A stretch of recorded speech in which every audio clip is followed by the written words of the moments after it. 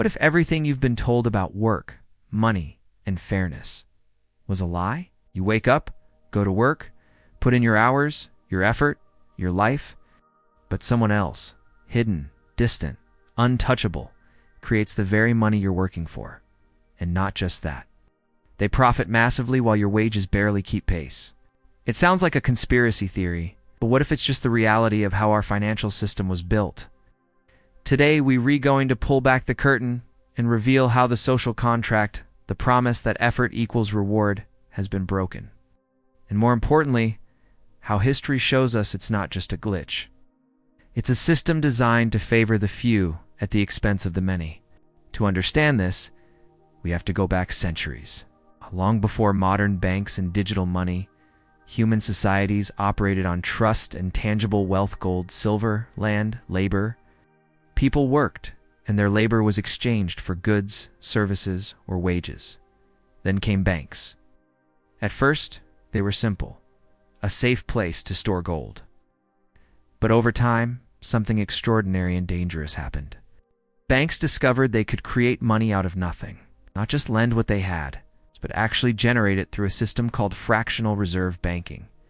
Key figures like the Medici family in Renaissance Italy, and later financiers like the Rothschilds, understood a critical truth.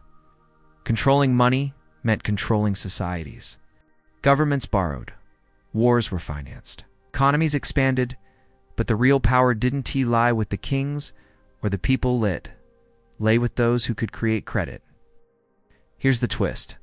For centuries, the promise was that money creation would serve society. But step by step, that promise started to break. The origin of the broken social contract is simple in theory, but devastating in practice. Early industrialization promised prosperity for workers, but wages stagnated while profits soared for owners and financiers. Banks lent more money to governments and corporations than they had in deposits, creating debt that ordinary citizens were expected to pay. Workers built the wealth, but the system ensured they remained dependent on wages, while financial elites controlled the real engines of money. This imbalance grew more extreme in the 20th century, following the Great Depression. Governments tried to stabilize economies through policies like the New Deal or Keynesian spending. It worked. Temporarily. But the underlying mechanism, private control of money creation, remained intact. When crises hit, ordinary people suffered losses. When profits were made, they flowed upward. By the 1970s and 1980s, deregulation accelerated the gap. Banks grew massive, complex financial instruments multiplied, and debt exploded.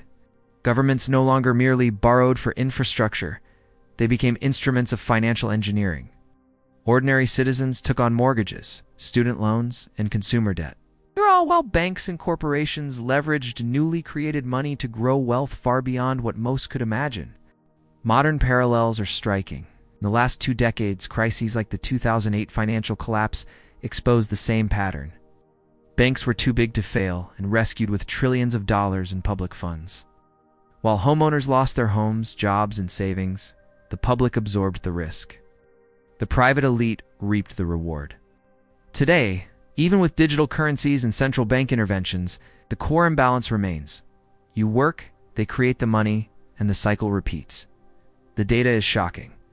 In the United States, the top 1% now owns more wealth than the bottom 90% combined. Household debt has reached record highs, while corporate profits and financial asset values soar. Every stimulus, every bailout, reinforces the same principle. The social contract is broken, and ordinary workers remain collateral in a system they cannot control. What can we learn from this history? First, understanding money creation is critical. Control of credit equals power. Second, crises are not accidents. They are baked into a system designed to transfer wealth upward. Third, working harder does not guarantee prosperity if the rules of money are stacked against you. The warning is clear.